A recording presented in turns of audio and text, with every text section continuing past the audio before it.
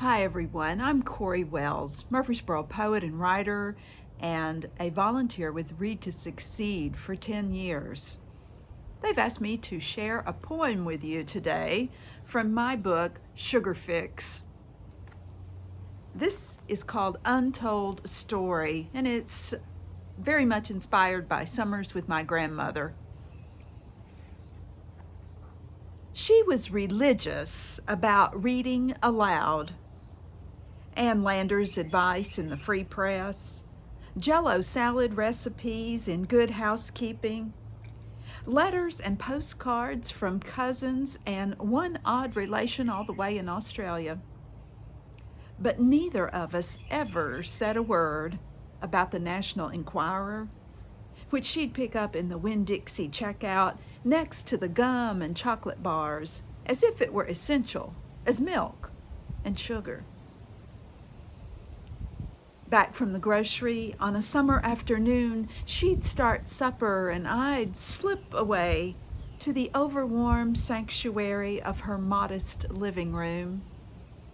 Thin floral carpet, knotty pine walls, and a nubby mauve sofa where I, a sensitive and impressionable child, would spread the tabloid and kneel before it to absorb cover to cover and back again until my knees ached, the gospel of my disbelief. A moon landing hoax, an alien abduction, a two-headed motherless kitten nursing a domesticated squirrel, and of course, the secret lives of stars. What is it that makes us want to swallow a story whole?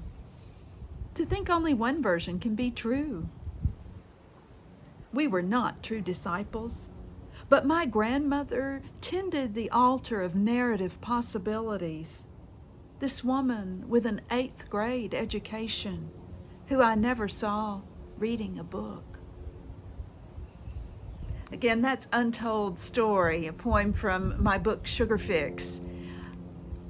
I think that poem gets at the essence of both the necessity and the enjoyment of reading and the power of story. And my grandmother did only have an 8th grade education, but she really did read books, probably just not when I was hanging out with her, But the power of understanding each other's stories is what makes us a stronger community. And that is part of the important mission of Read to Succeed. That's why I'm so glad to support them and to be involved with their work all throughout Rutherford County. Thanks for listening, and I hope to see you at Poetry in the Boro or the Bloom Stage storytelling shows sometime before long, either virtually or in person. Bye.